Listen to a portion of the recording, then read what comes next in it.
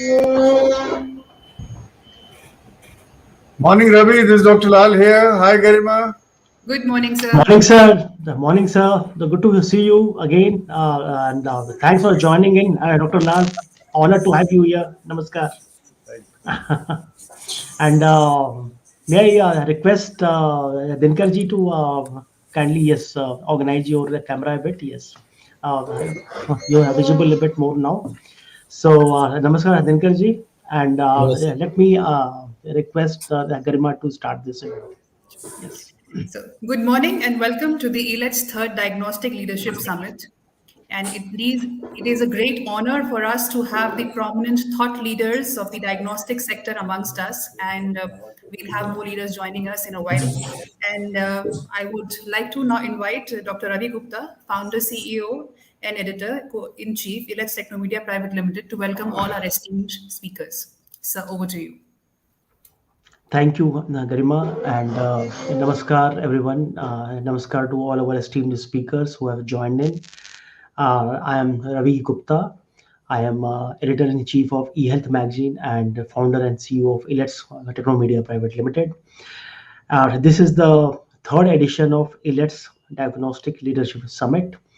All these summits have been virtual, and this is an honor to have our esteemed uh, speakers here, and they are the leaders of this sector. First and foremost, I welcome Dr.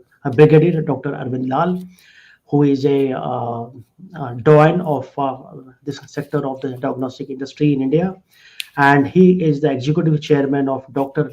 Lal Path Labs Limited. Welcome, sir. We are honored to have you here. Namaskar. Thank you.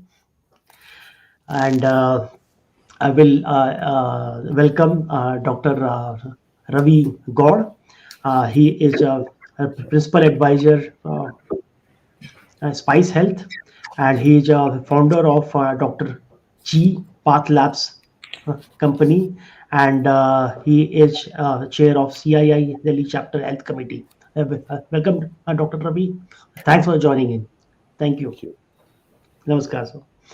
And I welcome Dr. Avnish Phadke, and he is founder of SRL Phadke Labs and a prominent name in this industry. Thanks for joining in, Dr. Avinash Phadke ji. Good morning, everyone. Good morning, Dr. Lal, Ravi, and everyone. Morning, Dr. sir. Morning, everybody. Morning, sir. Lal, Bhatke. Morning, sir. Good to see Dr. Dinkar Desai on this platform. Yes, sir. Yeah, thank you, sir. Good morning, welcome. Morning, Dr. Dinkar. And I welcome Dr. Dinkar Desai. He is the president of TPA and the president of APPI. Welcome, Dr. Dinkar. Thanks for joining in. Yeah. So, and our other speakers are just joining in any time now.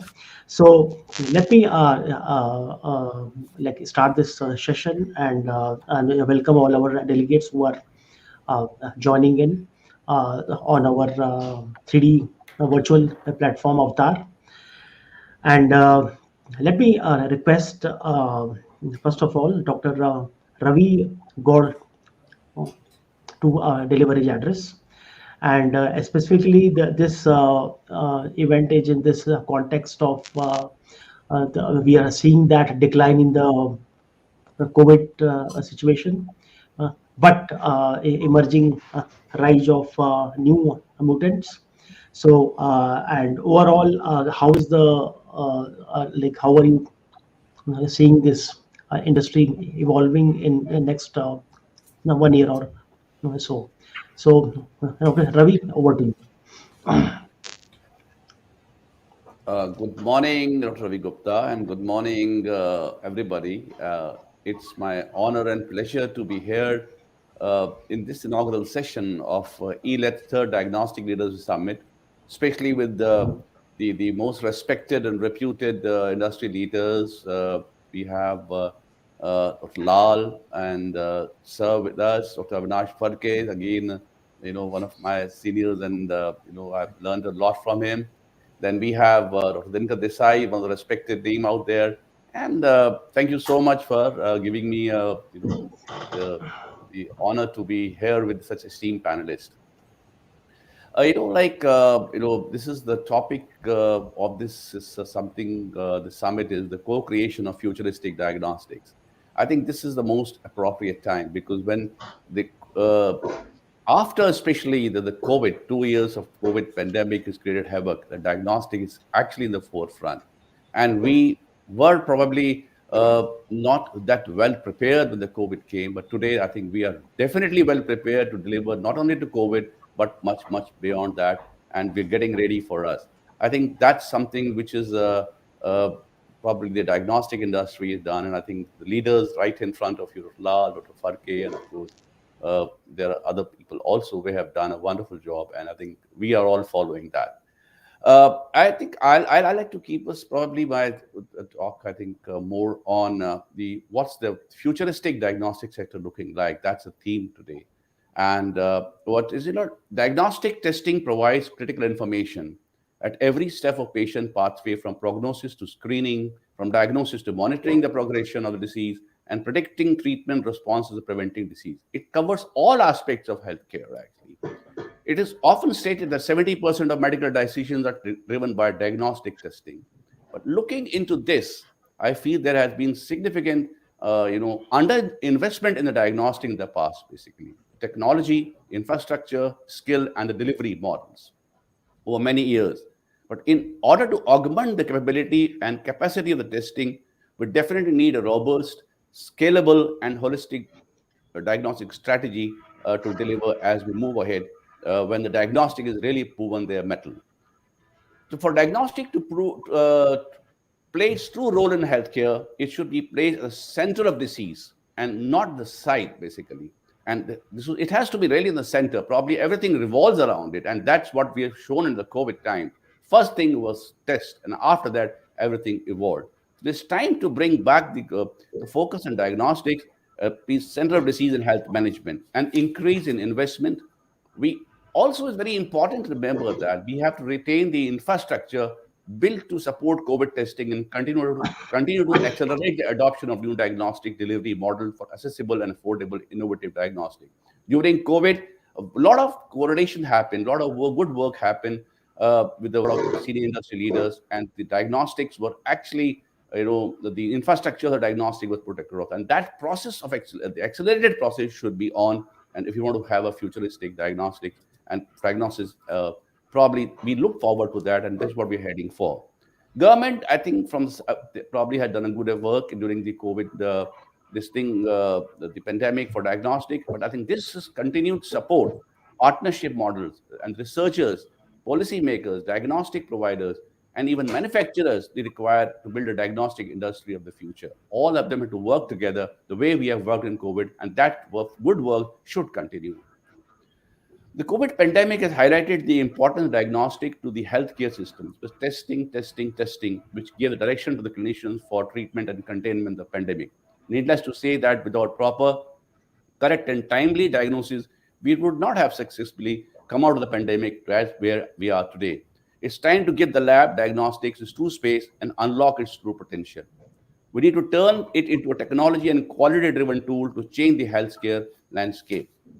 Now, as we enter the era of the mainstream application of precision medicine, that's today we're talking about, tailored therapeutics, wearables, artificial intelligence, the important diagnostic role in medicine will continue to grow, and the definition of what constitutes a diagnostic test will continue to evolve. The new diagnostics in future will be different than the current healthcare system. Different means by improved quality, more personalized, rapid with patient empowerment, and immense new business opportunities. And again, what we have seen in the COVID, right from a COVID RT-PCR, the different delivery model of home collection, everything happening at the on-site, the drive-in kind of a thing, then the the RT-PCR, then we have a rapid testing, then we have antigen, antibody screening, multiple type of samples. I think, and patient getting comfort and the pricing coming down. I think all this have to continue to be a part of the process as we move forward. Now, the digital and digitalization have become a very key word in the diagnostic healthcare recently. The future labs have to be digitally empowered with state-of-art technologies and integrate them with the entire health pathway of an individual for the best clinical outcomes. That integration is definitely on the card. It's really happened in the COVID time, especially with the COVID test, when all things were loaded into an ICMR portal and virtual right time data was available all across. The future belongs to the integrated diagnostics, I personally feel. The power of marrying different diagnostic modalities, clinical testing, anatomic pathology, molecular testing, imaging with the patient record, and population level data containing aggregated data on similar patient, I think will bring new levels of diagnostic resolution.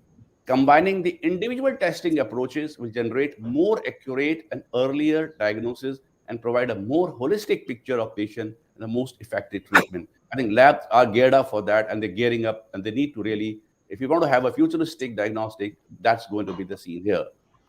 Now, as we move ahead, I think another important area is automation. The cloud-based lab information system and data safety norm has to be on the essential list of all diagnostic centers. The LIMS needs to provide an end-to-end solution. Many of the bigger labs, like we have the leading labs in the country, they already have adopted this process. I think much, but then I think there'll be much more to be done as we move forward. It has to cover all steps of sample testing, like pre-analytical, post-analytical, analytical, barcoding, QR codes, the smart reports, and with better analytical interpretations. Advice on reflex testing and tracking will fast become an integral part of the lab function. And of course, many of the labs are definitely on the job. And I think as we move ahead from 5 years from now, this will become a norm, as I see. Nextly, the diagnostic testing traditionally has been confined to testing performed directly at the healthcare facility or laboratories. I think the more point of care testing devices will be in use.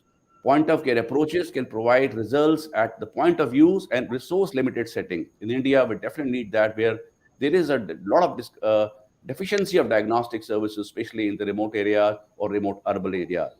We can make significant by empowering the clinicians and even patients make decisions at the point of care at their home. We can make a significant impact on the healthcare delivery and address challenges. Labs again need to gear up to do that to match up the diagnostic challenges what we see at point of from the point of care device.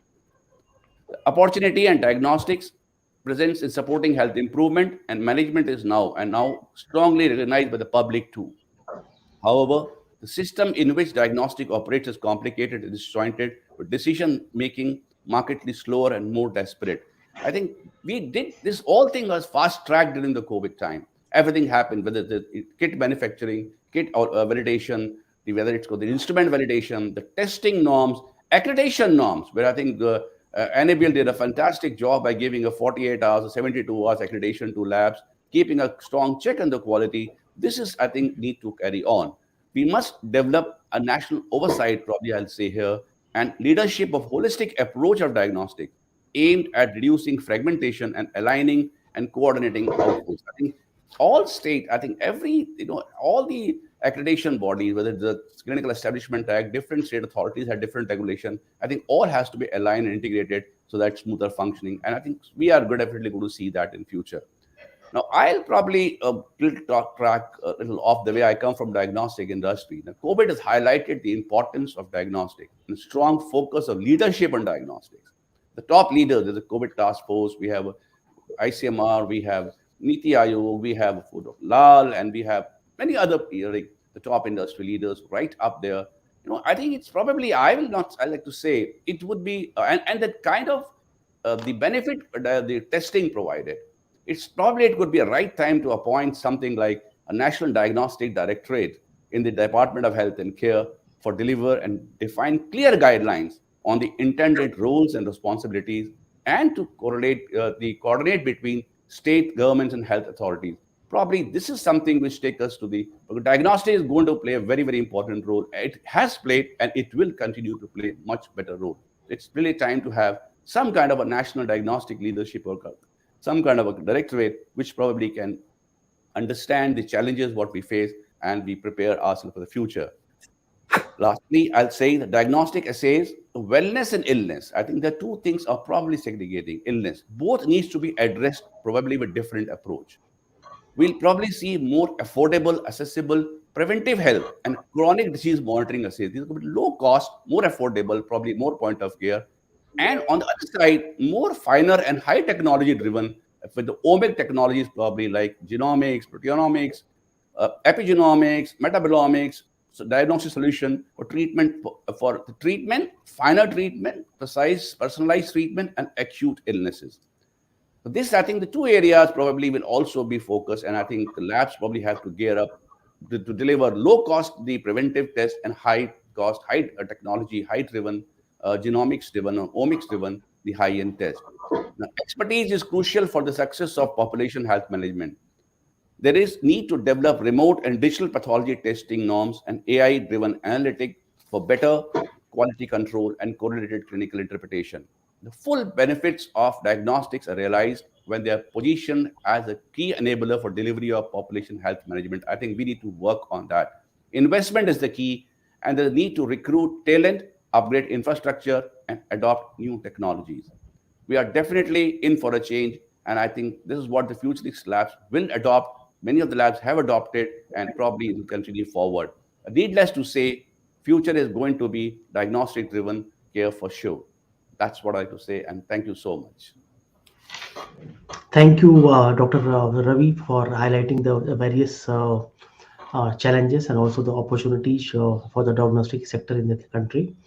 You have rightly highlighted the need a more coordinated approach at the center uh, uh, from the government regarding having a directorate in this field of diagnostics.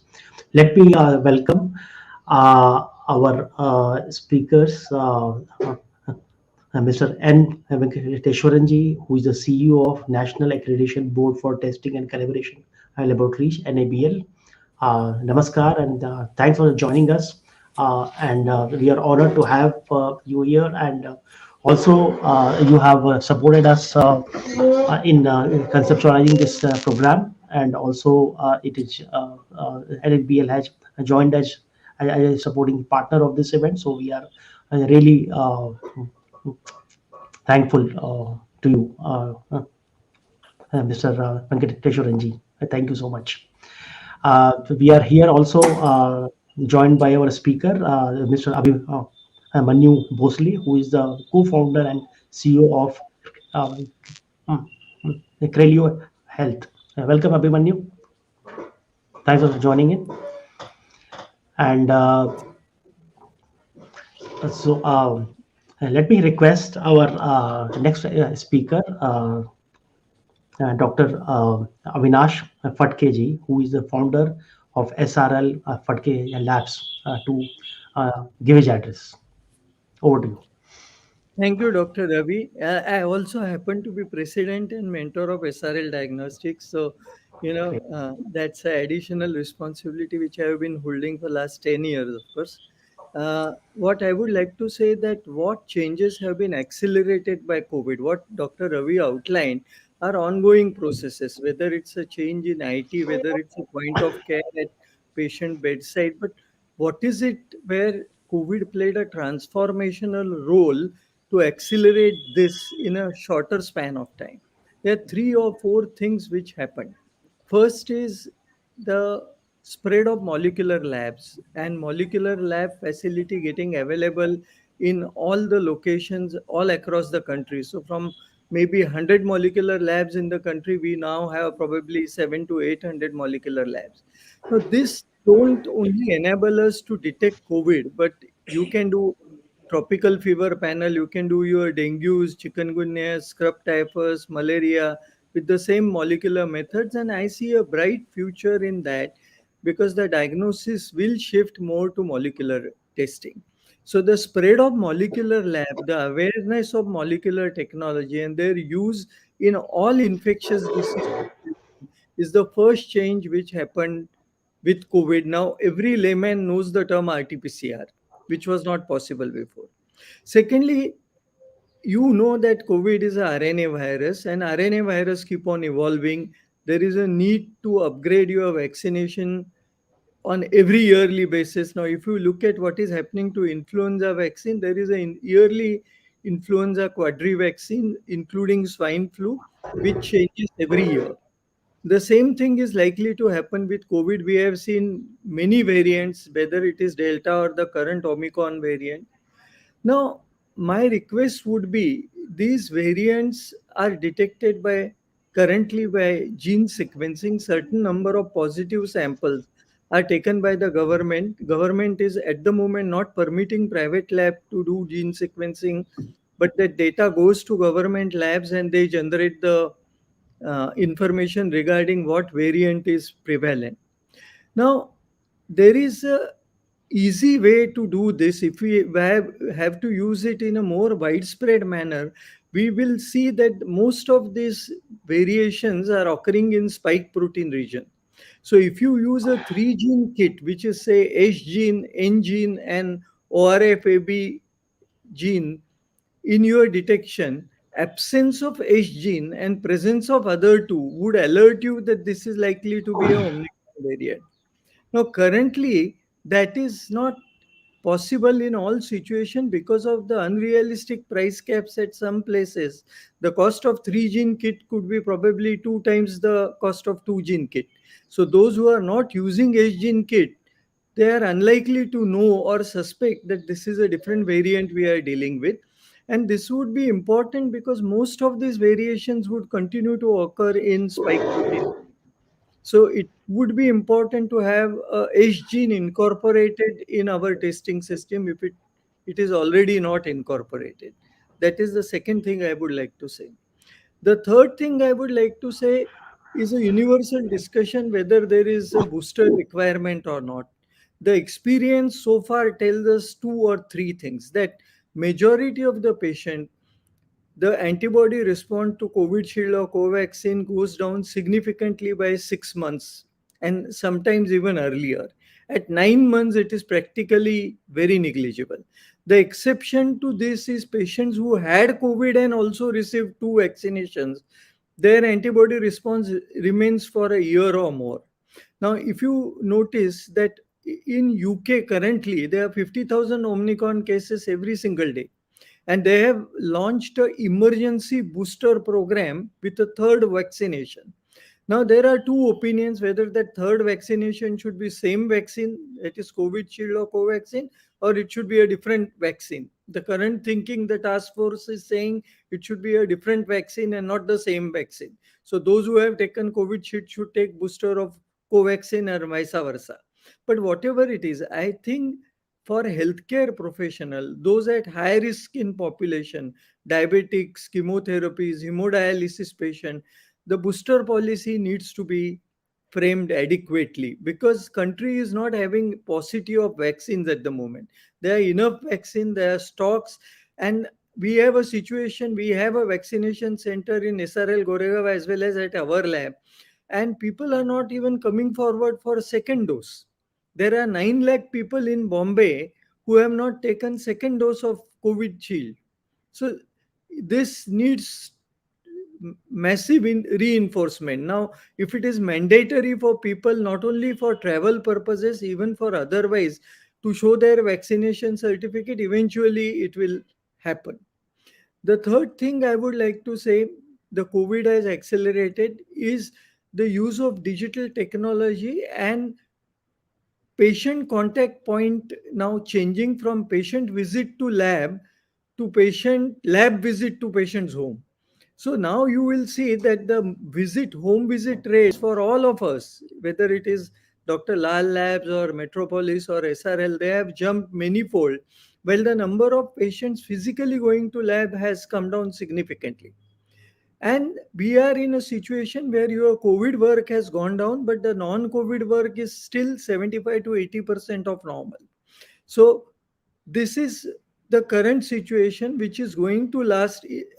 The COVID is going to be here as an endemic entity for at least 1 year or 2 years more, and probably it will end up just like being another influenza variant. So we need to be prepared for that. Having said what I have said, having outlined the importance of 3 gene kit in COVID assays, having outlined the importance of molecular lab, not doing only COVID work, but infectious disease, the use of digital technology, and change in patient contact point. The last point I would like to make is labs are going to get transformed hugely in couple of years. And all of you will agree that what the pathology lab was and the image of pathology lab was a year back or 2 years back has drastically changed. And patient also, just like he chooses his doctor and then the doctor writes the prescription for lab, to some extent the patient would start choosing digitally what is his choice of an accredited lab. And here I must compliment NABL and Mr. Venkatesh that NABL has played a fantastic role introducing entry level accreditation. In COVID times there was the molecular testing lab, the accreditation examiners went on till 12 o'clock in the night, 8 hours live video, and they have done that in most difficult circumstances. So my congrats to you, sir. And I think more and more labs need to get accredited. There is a common demand that those who are not NABL accredited should be banned. I don't think that is possible in a country like India, where you have 3 lakh labs and only thousands who are NABL accredited. If you ban the rest, then there is no access to any healthcare for majority of the population. So it's going to be not all or none journey. It's going to be a slow evolvement towards accreditation program. The solution is not like a passing a rule and saying from tomorrow non-NABL lab should shut down. It's like unleaded petrol. If you make it mandatory but there are no petrol pumps selling unleaded petrol, then you cannot enforce it. Say India is going for electric cars. I will just give you an example. But we don't have charging station and your electricity is produced. 75% electricity in the country is produced by coal-based energy. So by shifting it to suddenly electricity based cars, you are not reducing the pollution because your generation is still coal based. So there are many aspects of all situations which should be carefully thought about. But I think I have explained myself what catalyst role COVID played in this transformational journey of majority of pathology lab. And Dr. Ravi Gupta and my fellow panelists, Dr. Lal, Dr. Gaur, Dr. Dinkar Desai, and Mr. Venkatesh, of course, from NABL. I thank all of them and look forward to hearing their views. Thank you so much. Thank you, Dr. Avinash Phadkeji. I think you have highlighted the whole issue of access in this country regarding the laboratories. And let me welcome our speaker, Dr. Atul Mohan Kochar, who is the Chief Executive Officer of NABH. Thanks for joining in. Namaskar.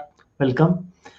And I think we have lost Dr. Lal here. It seems I can't see him. So let me request Mr. Venkateshwaran, who is the CEO of NABL, to give his speech. And after I think his speech will set up the right context for the other speakers also to give their views. So over to you. So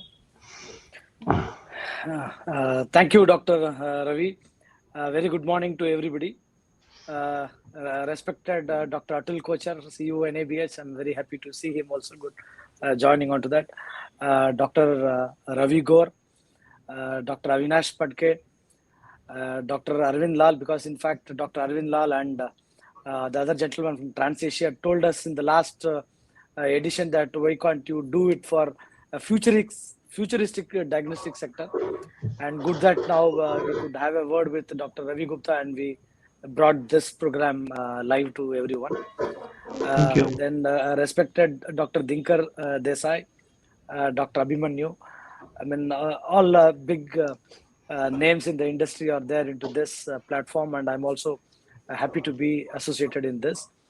I mean, I welcome everybody who are there looking into this program of this third edition of Diagnostic Leadership Summit. In fact, NABL supported the first edition and second edition, and now I'm also happy to support this. Initially, this we planned for physical event, Yes. but in one or other mode we couldn't do that physically, and then now it's been done in virtual mode.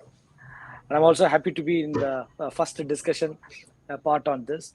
The moment we are talking about futuristic diagnostic sector, how things are going to get evolved. Many times the question is being put onto me regarding this. What Enable is going to do, or how accreditation you will be able to bring up. I mean, all that, I mean, even last time also I was just giving a hint, but now we have slowly improved upon or making our vision things better. We were discussing with Lalpath Labs also. I mean, good that I could see Dr. Arvind Lal is back, and hats off to him for making this second round also happen. So when big labs like Dr. Lalpath or SRL, I mean, they all can be the mentor organization for all the small laboratories which can come up. So that the diagnostic sector, I mean, in a big way it can come. As what rightly told by Dr. Avinash Patke, it cannot be all or none a kind of situation at all. It has to get slowly evolved. We also believe on that only. In fact, Enable is having a entry-level program based on EQUAS or proficiency testing, successful participation in that, so that an opportunity is being given for the labs. And now all the small laboratories or segment where it is very, very minute, where they are already participating in PT EQUAS program, they're all getting into medical entry-level testing lab programs, MELT. And once they are having the accreditation for that particular segment, in the meantime, they are getting transferred to ISO 15189 standard. Presently, this ISO 15189 standard itself is under revision, and the draft document is out for comments. We have circulated to many of our assessors, committee members, and labs for getting their comments and then taking it forward to ISO level. And that's one particular thing what it is happening around. And NABL's support towards the industry sector, how that is what we are doing it. We are trying to expedite the process. Now we have the portal with us where the application submission has been made very easy, and all kind of information are getting captured into that. Once if they are entering into it, the database is being captured and it is being stored, so that again and again the same thing need not to be repeated by the labs. That one facility we have brought in. The second facility is adding of even a small test or a change in kind of equipment or an authorized signatory leaves the organization. There are a lot of process. Now we are just taking a self-declaration, and then now we are allowing the lab to go ahead. And during the subsequent visit, we are checking whether it is there or not there. So now the self-declaration process has expedited the entire scenario on how it is being done. Same way, in another side, when people ask about market surveillance or what is that Enable is doing for the benefit of the labs, whether right lab, quality lab is there into the picture or not. So we have started doing unannounced assessments. So unannounced visit, once we are doing it, we are able to see the presence of the lab, the infrastructure, what they are having it, and what they have committed to Enable. It is all in place or not in place. So that drive is also going on parallelly. So that the confidence on Enable accreditation and the confidence on the test results, whether correct valid test results are being given or not, is being ensured. And we are also trying to explore the various means and ways for supporting the diagnostic sector. In fact, a large chain of labs, I mean, they have certain kind of points that how the things can get improved. We have a quarterly meeting with the stakeholders, so that taking their views into the system and how that things can go ahead. Now we have constituted our advisory group also. So for exclusively medical labs, we have a set of people where they guide us or provide the advisory to expedite the things, so that the lab is not into a big queue. So during this pandemic also, we could grant accreditation to around 1,600 private labs for RT-PCR RNA virus. Of course, Dr. Padke explained very well that how much we could take the pains of getting it done or on board for many labs, doing it throughout the night, and then the next day we had to do everyday committee, and then so that the process what it is there, that entire things are being taken care, even it is for single test. The assessment test witnesses are being done, and same way the case goes to the accreditation committee for review of things, and then only things are coming out. I mean, last time also I could take the clue on multiplication factor or numbers, But number is one side of the coin. Other side is about the quality, because always we get the inputs from the market, the quality of the assessment, what you do, and the way what you are granting accreditation to the laboratories, we should give a confidence to the user or a patient or to a common man also. So those aspects is what we are looking into. We could do a program with the consumers also directly, and we have encouraged a lot of consumers that what is that they need to see. And in fact, we introduced recently that all the labs should go for at least in their own lab full accreditation, so that there are nothing which is left out parameters into their own lab. And also we have analyzed number of quality control checks, how things are being done. So for small laboratories where it is not being affordable, for those particular sector, that's what we told, that of mentor labs and mentoring, so that they can have a good chain and the labs can help the others to get to these kind of QC materials and then make their standard of quality to a higher level till they are becoming, independent and self-sustainable by themselves to ensure the quality. So the focus of competence, the competency management, and how the competence is getting developed in a lab, that's what we are focusing. The second area what we are focusing is about the training programs, because there are a lot of technical training programs needed into this sector. There is a skill development agency which was approaching NABL, and then we are into a tie-up with them for doing number of programs across. Because unless and until we have a support of a bigger labs like SRL or Lalpath labs and all, there where we are taking them also on board and to do the things better. So that's the program or plan what we are planning it on the technical side is concerned, to enhance the technicians or the lab community people who are really doing the testing activities in that sector.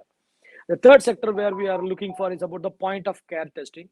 We had recently a kind of program with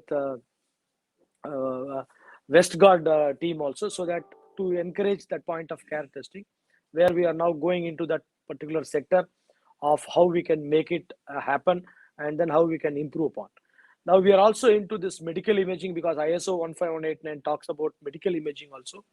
So now we have started granting accreditation to the labs, because lab is having medical imaging as well as the laboratory setup. So to facilitate them, we thought of going into that direction as well.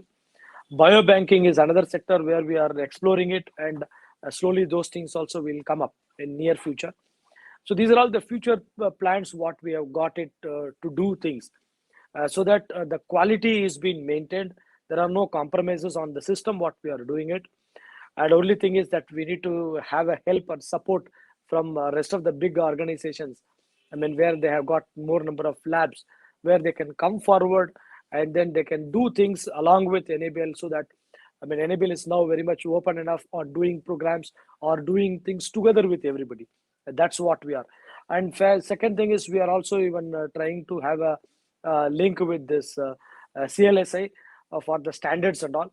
So we are now just thinking how those things are going to help our labs, and what is the bridging part of cost, if at all it is required, or what is that we can do, so that the good practices are coming into our country as well, so that we can take that up forward. So these are all some of the thought process what we have got on, and hope that we are doing better. And once this 15189 standard gets revised, even we are also planning to revise NABL 112 document, because the lab community has got certain kind of points on what all the clarities are required for that and what needs to be done. So based on that inputs, we will be modifying our own document also to facilitate the lab community. Same way, there are a number of issues with respect to getting calibration done. So we are working on that particular segment also separately, so that for all the medical labs, proper calibration facilities are also being provided. And others, one more main sector about this reference material, what the discussions are going on, where how we will be able to help onto this particular segment. So we are in touch with a number of big laboratories where they have the facilities with them. One is on the proficiency testing provider on this medical segment, and other one is on reference material. So we are now already started engaging all these PT providers who are accredited by NABL. Based on their own PT participation, we have started giving recognition under MELT scheme. Now that will get extended for this particular things also, where we will start allowing those kind of material, QC materials, to the labs, so that the cost what it is going to grow up will come down. And also we are planning parallelly to make or encourage those kind of organization to prepare reference material in our own country, and we can use it for those particular equipments to bring down the cost. These are all some of the initiatives what we are trying to do. And of course, I mean, we have the support of our stakeholders, and we are trying to improve. And only thing is that we wanted to provide better services, and certainly you can look forward that yes, Enable will be doing something better. I thank you everybody. In fact, Dr. Ravi Gupta initiating these things, and in fact, this is one of the shortest target where what gave by Dr. Arvind Lal and the Trans-Asia gentleman. So where we could immediately do it, I mean, within maybe a 6 months time or so, and hope this will give them also a confidence that yes, people are really serious onto this, and enable, if you tell something, they will be doing it. So thank you so much for this opportunity, and in fact, looking forward to hear from others.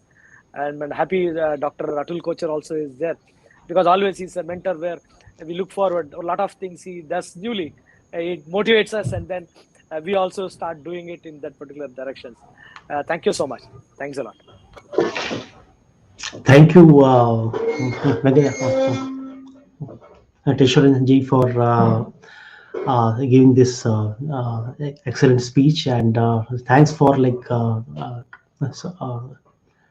accepting our invite to collaborate with the Elets to organize this event, and under a very a short time.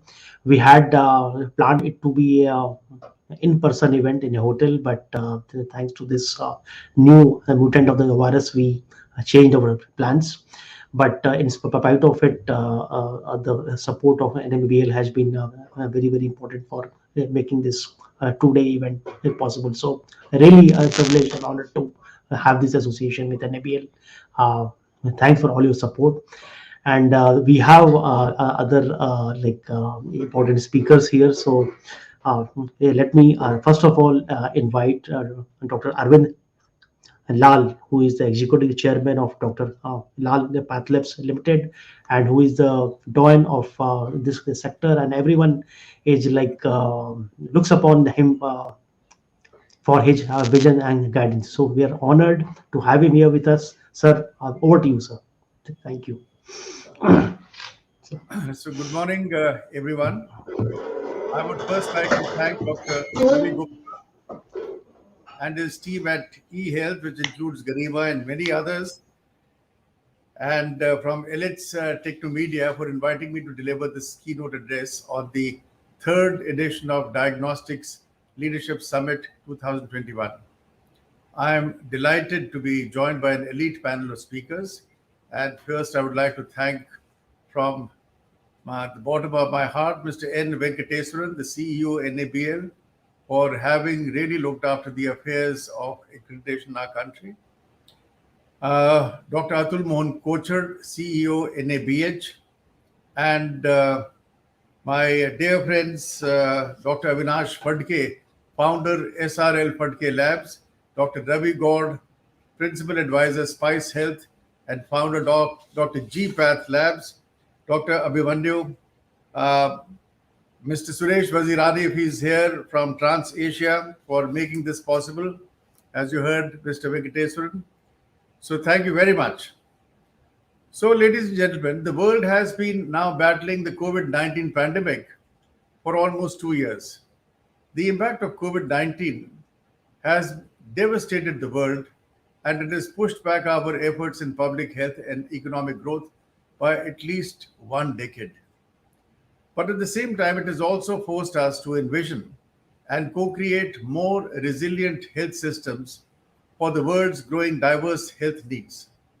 For example, in India, while our agenda to control common infectious diseases is still unfulfilled or unfinished, now the disease burden is actually shifted, and 65% of mortalities in India are accounted by non-communicable diseases, NCDs, or what we popularly call as lifestyle diseases.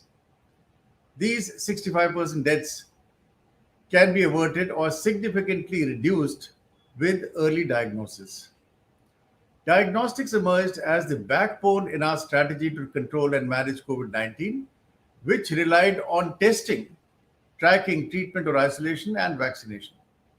The diagnostic sector has gained more prominence due to its crucial role in preparing for any new COVID-19 variants that, as you all know, are identified again by gene sequencing, which is also a sophisticated laboratory investigation. Diagnostics also play a key role in the identification of many other infectious outbreaks that may include the newer influenza viruses, the Japanese E. encephalitis, dengue fever, malaria, chikungunya, and many others. COVID has taught us that in this complex and changing world, it is impossible to succeed alone. Finding better solutions and creating value requires collaboration between different stakeholders and organizations. This was further amply demonstrated by the ICMR asking the private diagnostic labs to start testing for COVID-19. And today, out of a total of 2,000 odd labs carrying RT-PCR for COVID-19, more than 60% or nearly 1,200 odd are private labs. And thanks to NABL, and I myself was involved in this because my wife is an assessor and she was burning literally the midnight oil for getting these labs accredited for COVID-19 testing. I take this opportunity to congratulate Elets once again on having selected the theme of the summit as co-creation of futuristic diagnostic sector, because collaborations between various stakeholders will form the backbone of a futuristic diagnostic sector only. I envision collaborations in the diagnostic sector that will be constituted by 3 A's. The first A stands for access to essential diagnostics for all. The second A stands for accreditation to standardize quality of diagnostic services. And the third A stands for advancements in technology. Now let us talk about the first A, that stands for access. This is an area where we must focus on collaborations between the government and the private stakeholders in diagnostic sector. In modern evidence-based medicine, you all are aware that 70% of all clinical decisions are taken on the basis of laboratory reports. However, a vast majority of our population living beyond tier 2 cities or tier 3 and 4 and rural areas lack access to essential diagnostic services. We need to invest in diagnostic capacities at the primary healthcare level. The government has a vast network of public primary health facilities in smaller towns and rural areas of the country.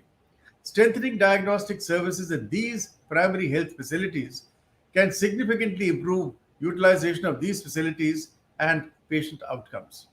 The required framework or roadmap for this has already been laid, as I shall enumerate now. In 2019, India became the first country in the world to compile a National Essential Diagnostics List, or NEDL, which was an adaptation of the WHO Essential Diagnostics List. The government is committed to provide essential diagnostics as per the NEDL at all levels of care. Under Ayushman Bharat, Health and Wellness Centers, or HWCs, 1.5 lakh such HWC centers are to be created across the country by 2022, which is next year.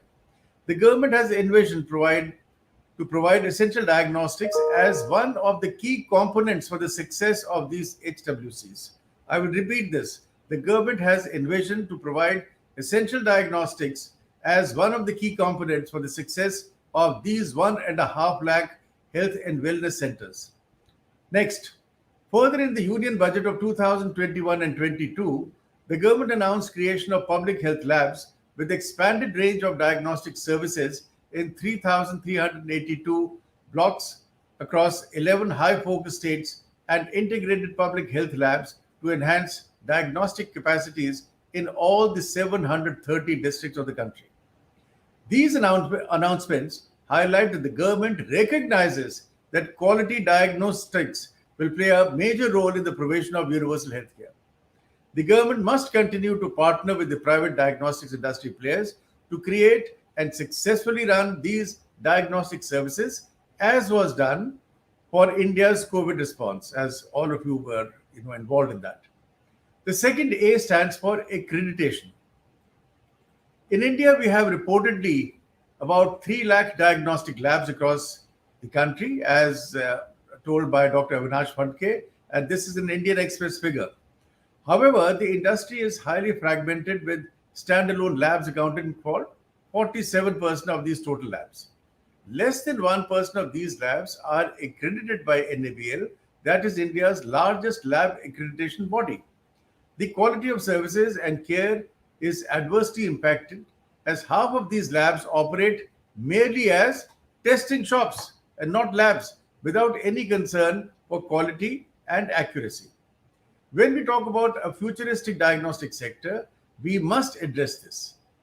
All medical labs, irrespective whether they are government or private labs, should be 100% accredited. But as all of you will agree, that it is not possible for NABL to do this. Therefore, the first step towards provision of quality laboratory services, to my mind, has to be the proper implementation of the Clinical Establishments Act across the country. This step alone, ladies and gentlemen, will result in shutting down of more than half of these so-called testing shops. But implementation of CEE requires maturity of political thought and has to be recognized by the lawmakers of all political parties, both at central and the state level. The next step is to strengthen the capacity of NABL and leveraging NABL's leadership in creating possibly smaller accrediting bodies to supplement its efforts. One such effort is the accreditation of labs now being undertaken by NABH. The time has come for NABL and NABH to work closely with the healthcare industry bodies like FICCI, like NatHealth, CII, to further the cause of standardizing quality of services provided by all medical labs. The government, on its part, should also provide financial and tax incentives to diagnostic labs for investing in accreditation and mandate accreditation for participation in various government programs, as was done for COVID-19 testing. Empanelment of only accredited healthcare providers for mega health schemes like Ayushman Bharat PMJ will also promote quality healthcare in India in a very big way. A vast network of accredited diagnostics labs will also ensure collection of accurate and real-time data for disease surveillance, health research, and policy planning.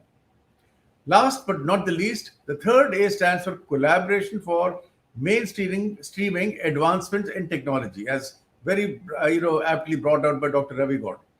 Technology and its adoption are pivotal to providing quality healthcare in a cost-effective manner.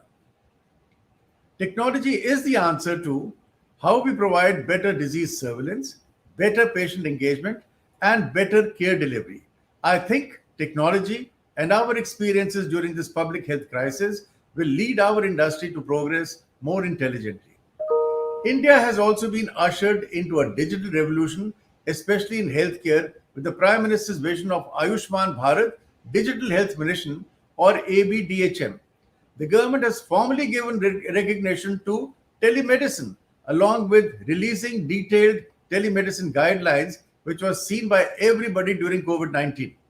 If we had talked about a doctor prescribing fourth and fifth generation drugs without physically examining the patient, what we call palpation and auscultation 10 years ago, people would have laughed at us. But ladies and gentlemen, 90% of COVID patients were managed by doctors by telemedicine. A similar revolution is long due in pathology, or telepathology as the world calls it. Keeping in mind the fact that there are 3 lakh labs and only about 12,000 qualified laboratory specialists in India, we urge the government to formulate and release guidelines for telepathology so that satellite labs can be run remotely, but by keeping a strong vigil on day-to-day quality parameters. Whether we like it or not, this is the writing on the wall, and it is high time that telepathology was utilized for the benefit of people living in rural India also. These remote labs will be operated by qualified DMLTs with the help of qualified phlebotomists. A person like Dr. Avinash Phadke or Dr. Ravi Gaur or Dr. Dinkar would be monitoring all quality parameters sitting hundreds of kilometers away and will take the responsibility of giving quality services to such far-flung remote areas. It is difficult, but not impossible. Further, with the escalating demand for personalized care, innovations that target specific subgroups of patients are becoming increasingly relevant. Health systems will need to place a greater focus on shifting from reactive to proactive care and from sick care to health care, what was enumerated again by Dr. Gaur, from illness to wellness testing. The diagnostic sector has already witnessed an acceleration in adoption of advanced technologies such as artificial intelligence, or AI as we call it, or machine learning, ML analytics, and robotics. For example, when COVID 19 forced everyone to do more with limited time and resources amid lockdown and resource constraints, Dr. Lal Path Labs leveraged its early adoption of digital histopathology to service hospitals and patients for histopathology reporting. As the largest histopathology processing center in the world, with up to 1,400 biopsy samples a day, it was natural that we lead the way to digital histopathology. We were the first lab in India to install the high throughput Philips whole slide image WSI digital scanner. During the pandemic, the platform helped pathologists access digital images from different sites, creating a platform for better multidisciplinary teams and specialty segment reporting. We were unable to unchain our pathologist expertise from their physical labs. We were able to unchain and allowing them to now practice anatomic pathology anywhere, independent of physical location of the biopsy or the glass slide, and the patient with easy review and second opinion or expert consults between the two pathologists. The adoption of digitization has made it possible for us to use artificial intelligence and computational algorithms for the quantification of breast cancer panel immunohistochemistry, making reporting more accurate and more reproducible. It helped us integrate our reporting with genomic profiling in oncopathology. The use of artificial intelligence driven clinical decision support tools to analyze images, detect and grade cancers in biopsies, and distinguish other clinical relevant factors help pathologists reduce error rates and deliver more efficient, metric-driven, objective, and accurate reports. Today, there are complementary tools for the oncopathologist and are expected to impact critical areas of affecting both cost and efficiencies in healthcare diagnostics by reducing diagnostic errors, accelerating access to AI-based second opinions, improving patient care, and increasing the body of knowledge in healthcare. This is just one example from our own experience, and I know there are several other such advancements in the diagnostic sector. However, there is still immense scope to truly build a futuristic diagnostic sector leveraging technology. Therefore, for mainstreaming advancement in technology, we need stronger collaboration between the diagnostic labs, medtech sector, academia, or research settings, as well as innovators. Collaborations and investments in R&D can help increase research capacity, bridge the gap in technology commercialization, and sustainable deployment of advanced technology in real-life settings. In our response to COVID-19, we have witnessed the journey from R&D to commercialization that happened faster than ever seen before, whether it was for testing kits or tracking apps or ventilators or vaccine development. Today, from this platform, I call upon policymakers, technology providers, academicians, and researchers, diagnostic service providers, and innovators to join hands to build a conducive ecosystem for a futuristic diagnostic sector in India. Thank you very much.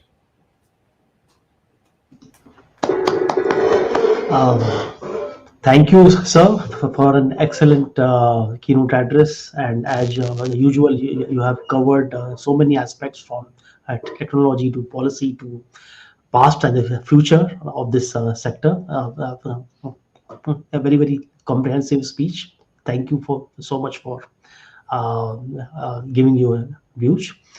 You have extensively talked about digital usage in this sector of the diagnostics and pathology. And we have an IT expert, Mr. Abhimanyu Bhosle, who is the co-founder and CEO of Crelio Health, who are making a lot of digital initiatives in this sector of IT enablement of diagnostic center and pathology centers. So let me welcome Manu here and requesting him to give you a view here. Um, First of all, thank you, Dr. Ravi Gupta, for having me on the panel and with all the dignitaries. And it's actually an honor to be in presence of everyone. And a lot of, I think each one of you actually covered how technology is changing the way diagnostics is done today. And today we see that technology is not only changing the conventional way in which diagnostics is actually managed, but also on the patient experience, and furthermore on cost optimization side to allow better access at lower costs across India, especially for a country like India. And we saw multiple examples of this across the year. Right from mobile testing centers to multiple labs switching to technology-enabled access points as primary ways of capturing patient bookings, appointments, or payments for that matter, and reporting. Obviously, on a large scale, shifted to digital means. Uh, we also saw like the other health tech companies actually coming and contributing to this in terms of either enabling better access or reducing costs, or in some cases aggregating patient volumes overall. And we've seen that today technology is used as a competitive advantage across multiple diagnostic labs and other tech enablers to show better value to their patients. Dr. Fatki actually talked about patient experience being largely digital today, and that shift being, like uh, very essential, that it will basically sets the tone for the next stage or the next phase of diagnostic labs in the country. Dr. Gore actually talked about cloud and mobile-based lab solutions that are becoming the new norm, and how technology is really crucial for this entire transformation plan. We've always seen this. Uh, we've always seen the problem of like access and problem of costs in healthcare as largely a productivity problem, and technology has repeatedly solved this as a productivity issue for industries across multiple industries, right from what we see in logistics today to banking and finance and whatnot. Tech has drastically enabled better access at large scale at lower costs, and that continues to happen. But I think to scale up testing, the way labs used technology during COVID was unprecedented to any other industry in that short span, where diagnostic labs, scaled up testing in peak volumes at almost 10x of what they would normally do, and were still able to cater to the demand. And this is unheard of at scale in any other industry, and most other sectors. We did see being clogged up or bottlenecked due to high demand or high surges in healthcare volumes. Um, and yes, like accreditation is becoming more and more important, and we've seen this. Also, Dr. Peterson mentioned and talked about the importance of it, and all the other panelists as well. Enabling labs to get accredited is actually today very it's one of the important steps that multiple initiatives are being taken for better access, like better channels for getting accreditation, and that's essential for um, um, like having consistency and quality across labs, and they don't remain as like testing units, like Dr. Lal mentioned, but they also are actually quality accredited and maintain a high standard of delivery overall.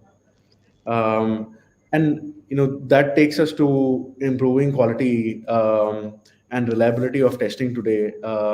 Goes largely hand in hand with technology, because that creates a vital role for tech to become that system of record and make it more auditable and reliable for things to scale. We've also seen solutions that go far beyond that as a norm, and actually help improve compliance as well as auditability of laboratories. And compliance today actually by far is one of the largest challenges that are faced. In fact, Dr. Venkateswaran talked about like training programs, and they're actually like very underappreciated. But when we work with laboratories for tech adoption, that is one of the most common issues, or I would say the top three issues that people face today, and having like better training programs, and which basically like improves quality compliance, and it basically enables lab to leverage better tools at scale, and that education actually improves the quality of testing ultimately. We've seen the industry in itself actually grew multifold in the last 5 years, and we continually bet on changing technology needs. And today we see that in the last decade, about more than 80% of the spends that went for technology, the technology companies did not spend it on innovation, and which are today becoming largely redundant. And like in today's age, especially post COVID, it is forcing the entire technology industry also to create opportunities and adopt to these challenges and make it very relevant and cost effective to laboratories to actually scale. And I see that as a big potential going forward. Um, I thank the dignitaries on the panel, and thank you, Dr. Ravi, again to having me on the call. Thank you for joining in, and I think you have provided that personal perspective of the IT industry here, IT startups here, who are trying to change this industry and make it more digital. And kudos to you and your organization for being a leader in this like segment, and taking a lot of partnering initiatives for enabling IT in the diagnostic sector. So before I request Dr. Atul Mohan Kocharaji to speak, I have our speaker, Dr. Dinkar Desai, who is the president of TP and president of EPPI. And I think everyone has talked about making our pathology departments digital, and I think Dr. Dinkarji can focus on that area. Welcome, Dr. Dinkar. Over to you. Thank you.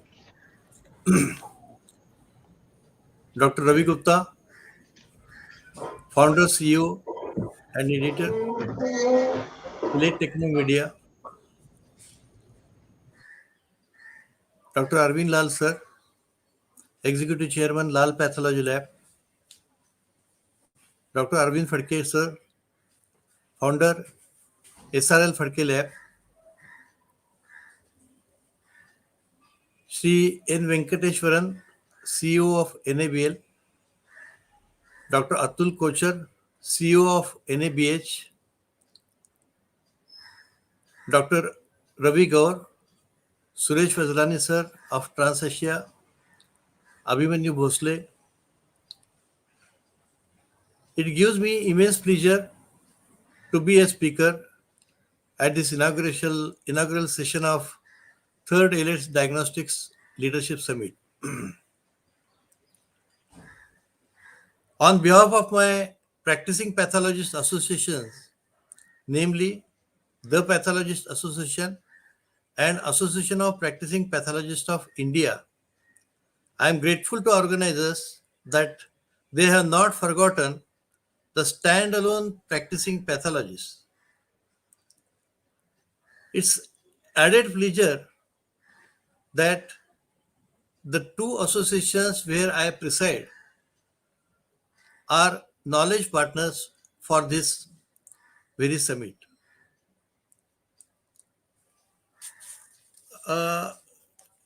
COVID pandemic drew national attention to the diagnostic world. My earlier speakers have elaborately explained how and what changes have taken place in diagnostic industry, so I need not repeat them. It is said eyes behind the microscope and man behind the machine is very important. It is also said pathologist is doctor of doctors, but in reality and in actual practice, the practicing pathologist is struggling to survive. This is a bold statement in the present scenario and a responsible statement I am making here. In 2018, Honorable Supreme Court gave a historical judgment that only qualified pathologists can certify, authenticate a report. Unfortunately and sadly, this judgment is not followed in letter and spirit. Illegal labs and illegal practices are mushrooming, and I request and appeal all the dignitaries here on the panel to help directly or indirectly to observe the Supreme Court judgment in letter and spirit, especially when NABH and NABL accrediting bodies are here. I will address them to look into this matter very seriously. We are going to, why I say this and what is the proof? The postgraduate seats in pathology are going vacant. This is a very ominous sign and needs to be addressed very seriously and urgently by all concerned. We are talking about a number of things right now, but we are forgetting the basic soul of the diagnostic industry, that is the pathologist, the doctor behind the scene. Anyway, we are going to listen to improvisation of national diagnostic benchmark. We are going to listen to or give to inputs on means and media of quality control, on accreditation, digitization, automation, and co-creation of a futuristic diagnostic sector. The topics selected by Elets are very apt and timely. I do not wish to take much more time. I hope it will help to raise our bar of standard. I again thank Dr. Ravi Gupta and especially Ved Thakre. I wish the summit and the organizers lot of best wishes on behalf of my beloved organizations, the Pathologist Association and the Association of Practicing Pathologists India. Thank you. Thank you very much. Thank you, Dr. Dinkar. You have highlighted a very, very important and pertinent issue regarding this sector. I think this is a very critical issue to be looked at. And let me request our uh, key speaker, Dr. Atul Mohan Kochar, who is the Chief Executive Officer of NABH, and which is a a leading organization for the healthcare sector in this country to give your views regarding this diagnostic and pathology overall sector of the country. So over to you, sir. Good morning, all. Thank you so much, Dr. Ravi. Thank you so much, Team Elets, for giving me this opportunity to be a part of this elite panel and be a part of this discussion and brainstorming which is happening at the revolutionary level. Without I say anything, let me please compliment, congratulate, and salute the resilience of everybody who's present here, starting with my brother Venkat. He's the I saw him very closely. In fact, we learned from him when they tried to scale up. They sat up till 3 a.m. every day and for weeks together to scale up those operations. And we drafted our 242 policies of virtual assessment, of which we today have carried out nearly 4,000 of them, exactly based on their inputs, refining. So thank you so much, and a big salute to you, Mr. Venkat. Let me also congratulate, compliment, and salute the resilience of all the industry leaders. I was a very small part of watching Brigadier Dr. Arvind Lal and his team, and I saw when they led from the front the true yogi that he is, and I'm sure everyone stepped up to be counted for what it was without questioning anything. They scaled up, they reinvented, putting everybody, they all were at risk, but they worked non-stop, seamlessly, without thinking of ROI and without compromising the quality. So a big salute to all of you, sirs, Dr. Gaur, Dr. Dinkar, Dr. Lal, of course. And there was only one mission, actually. It was a true army operation which was carried out in a seamless manner towards the good of the nation. Uh, uh, Coming to the topic for today, it was the co-creation of future diagnostic centers. Let me please, with your permission, quote the example of NABH, sir. NABH today is running 21 programs. We are a 15-year young organization. We started in 2005. Our first standard came in 2006. And every 3 years, we have brought out an implementable, objective, transparent standard, which is in the 5th edition today, which is benchmarked by the best in the world. We have presence in 13 countries, and we are very proud and privileged to partner with 12,000 partners. Our hospitals of varying sizes, whether under the 3 broad headings of accreditation, certification, and empanelment. We are where NABL is today. We have full accredited hospitals to the number of about 1,500 odd hospitals. But we realized about 5 years back that one size does not fit all in a big and diverse country with far-reaching nooks and corners of a tier 2, tier 3, tier 5 and 6 cities which have no semblance of a quality. And 5 years back, we launched the HOPE, the HOPE, the hospital online platform for entry level certification. And this program became the stepping stone for quality, a big uh, small step towards creation of an ecosystem for quality. And today we have more than 7,000 hospitals which are already certified under this program, and there are 200 applicants which are very slowly at their own pace finding and riding the path to quality. Thank you so much, Dr. Lal sir, for these gentle nudge about working together and taking quality to the last man in the line. If there is one lesson, I mean, everybody, Dr. Fatke, Dr. Lal, everybody, they have brought out that these islands of excellence. I mean, there is absolutely no doubt that 15189 is the gold standard of diagnostics. And I'm sure that under the able leadership of Mr. Venkat, it's only going to become more objective, more transparent, and it's going to see ease of business. What he has brought a sea change of revolution at the working of NABH. So everything is very transparent, objective, with utmost propriety and probity. What that lesson, that hope which has taught us is that one size does not fit all, and we are as strong as the weakest link in the chain. For all those what Dr. Desai just mentioned, or what Dr. Lal just mentioned, that of all these 3 lakh labs, and majority of them, they have no concept of a quality. if we are to make a tangible difference, if we are to brave future pandemics, if we are to really create an ecosystem of quality, we must take quality to the last man.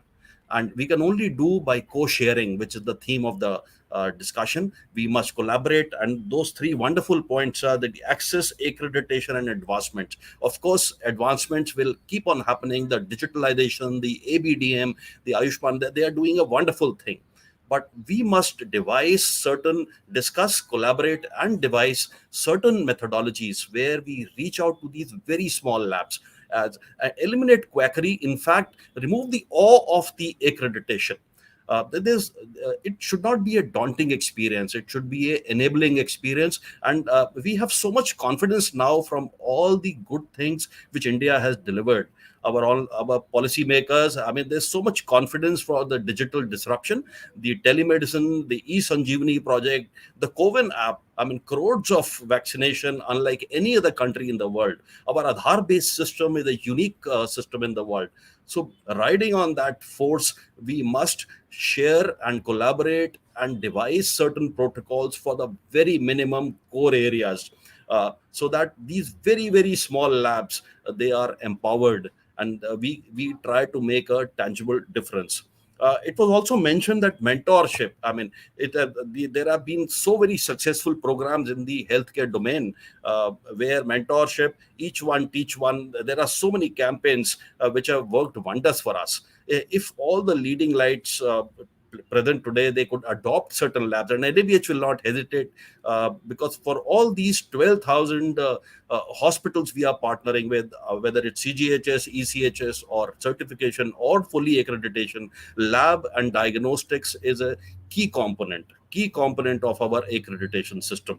We don't want to reinvent the wheel, but we really want to chip in along with shoulder to shoulder with our sister concerned NABL, and try to make any difference whatsoever. There are no constraints, there are no preconditions, and we would be very privileged to be a part of this enabling journey by creating free resources, by doing our bit. We have a very basic medical lab program which was launched about 8 years earlier at the behest of government of Kerala, which we have about 200 labs, but we are very, very small compared to what NABL does, and there's so much learning to be taken from what they are doing in the imaging sector and ISO based sectors. But at the end, in case we are to work for the strengthening of the ecosystem, we have to work together and really learn from each other, collaborate, and devise a non-awe, non-daunting, simplify, and simplistic certification, or maybe we can be more prescriptive for the far nooks and corners. This has been a wonderful discussion, and so much has been said about any DL by Dr. Lal, about the public health labs which are there, the ABDM, and this is an opportunity for India and all of us to leapfrog and work together, actually. And thank you so much, Elets, for raising these discussions. The very fact that we are discussing and collaborating and brainstorming on all these issues, I'm very, very optimistic that something good will come out of it. And NABH at the end will not hesitate to partner with any organization without any preconditions to create resources and take quality to the last man in the line. Thank you so much, Dr. Ravi, Team Elets, and thank you so much to the glittering panel for this small opportunity given to me to be a part of this wonderful experience. Thank you all. Thank you, Dr. Atulji. I think you have given an excellent speech, and the role of NABH, especially in this crisis situation of last 2 years, has been exemplary, and you have supported the whole sector in a big way. Kudos to you, and we are towards the end of this panel, and I will request each of the panelists to give closing remarks of 2 lines or 3 lines each, and we can like have a summary of this session, and requesting Dr. Ravi to give your closing remarks, please. Well, it was a pleasure hearing our the senior leaders of the industry, and it was a great learning for me. And I think one of the things what we learned here is the technology is going to stay, and technology is going to be there, but the quality is something which is going to take a big leap now. And then the challenge is, what is quality?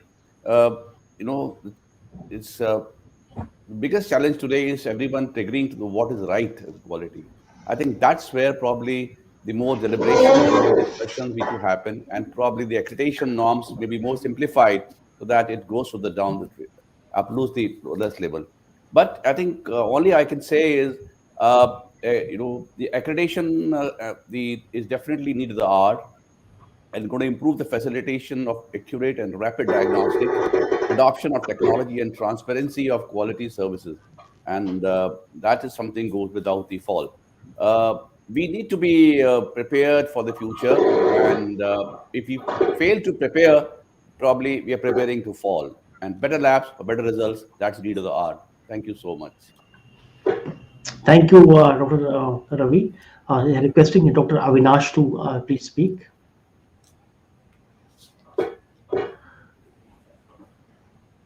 You're on mute, sir. Please unmute.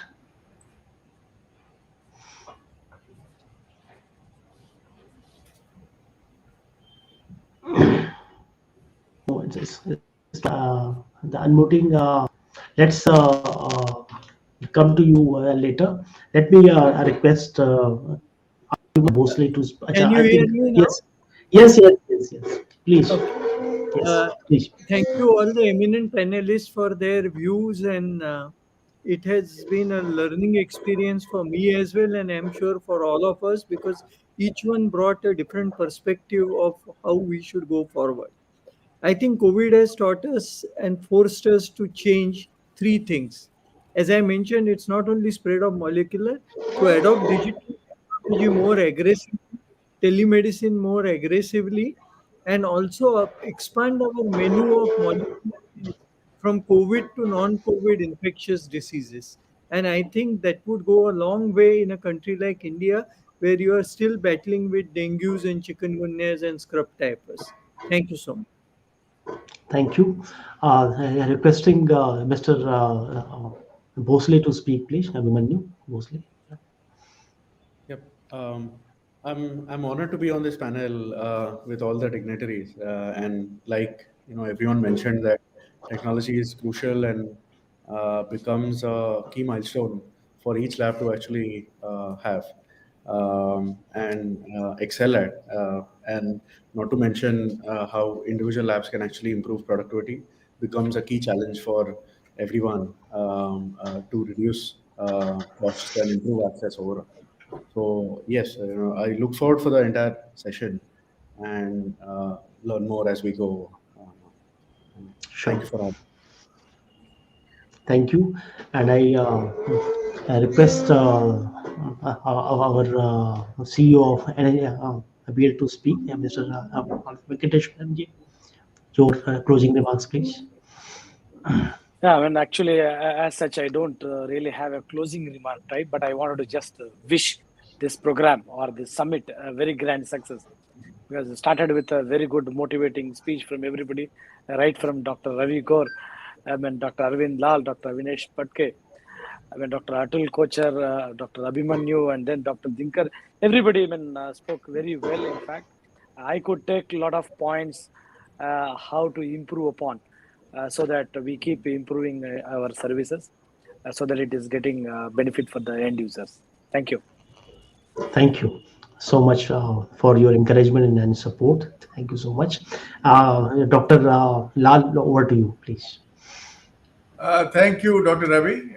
So the first point I would like to reiterate again is that if we need to increase the quality labs in India, we have to get into the act of controlling these labs through the CEA. That is, you understand, the Clinical Establishments Act.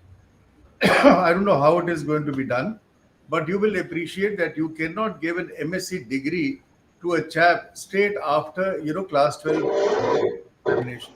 So he has to do a BSc in between, So that BSc means CEA. So I think if we go step by step, and I think the government will, understand this. The second point quickly is that to somehow or the other, we have to get into the act of, scaling up the accreditation level, which I have enumerated.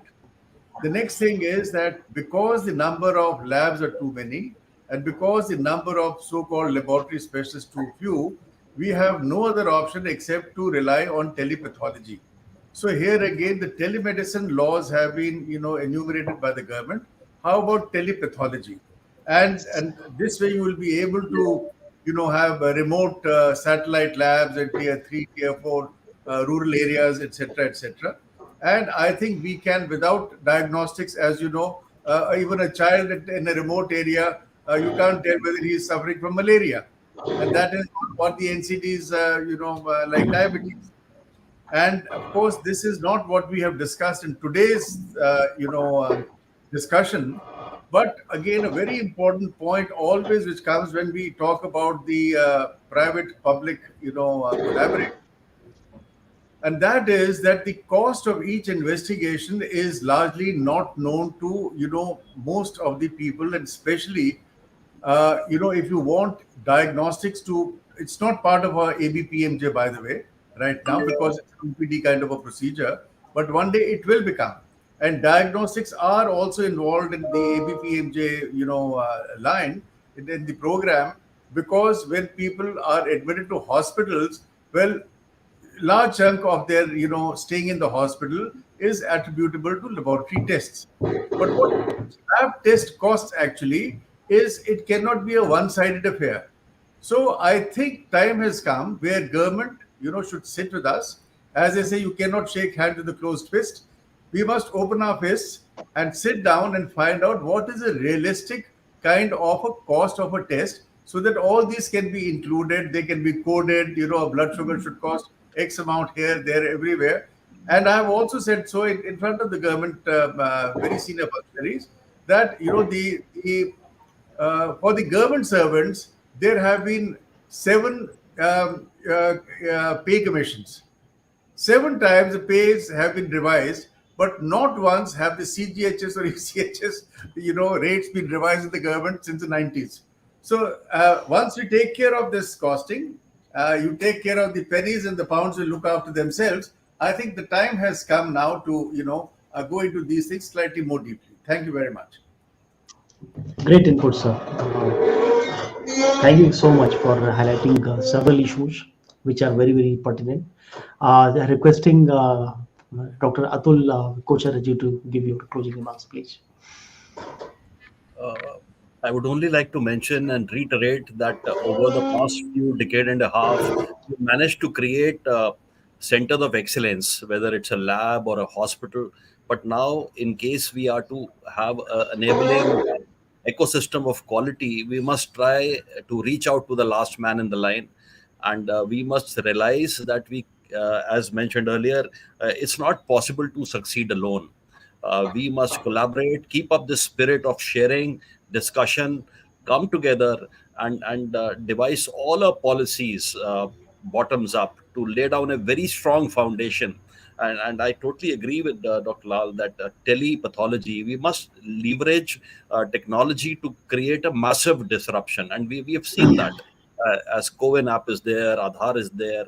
So it's a wonderful opportunity, a low-hanging fruit that we are pushed into. But and we must capitalize on this. There are no constraints. There are absolutely no constraints. We must keep up with the spirit and take to the grassroots.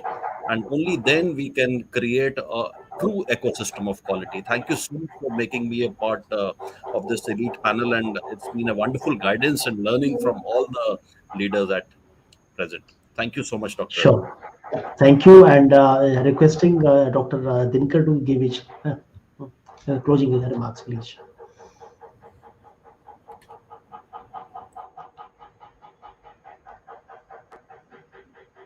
You are not, please. Thank you. Dr. Lal sir has mentioned about Medical Establishment Act, and that has to be implemented throughout India. but that is not being done. And I fully support, sir.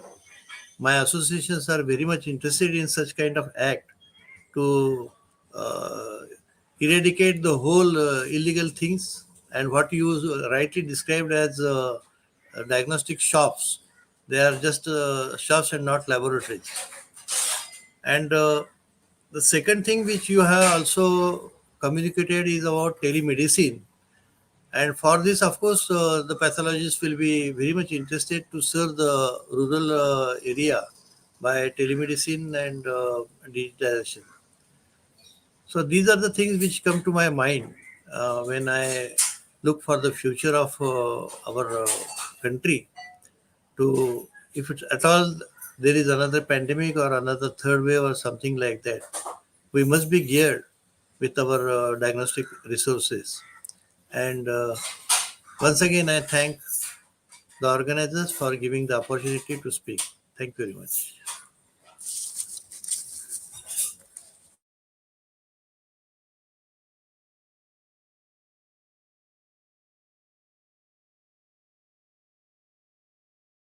Okay, requesting. Am I audible? Hello. Okay. Yeah. So I will. We will have our certificate on the screen. Requesting my colleague to display our thanks for Mr. N. Venkateshwaran, who is the CEO of NABL, for joining us and helping us and mentoring us in making this program happen. Thank you so much, sir. Thank you. Dr. Atul Mohan Kocharji, who is the Chief Executive Officer of NABH. Thanks for joining in, and thank you so much for your presence here in the inaugural session. Thank you. And to Dr. Arvind Lal, who is the Executive Chairman, Dr. Lal Path Labs, for joining us and enlightening us with his speech. And to Dr. Dinkar Desai, who is the President TPA and the President APPI, for joining us. And to Dr. Avinash Fatke, who is the founder of SRL Fatke Labs, for joining us here.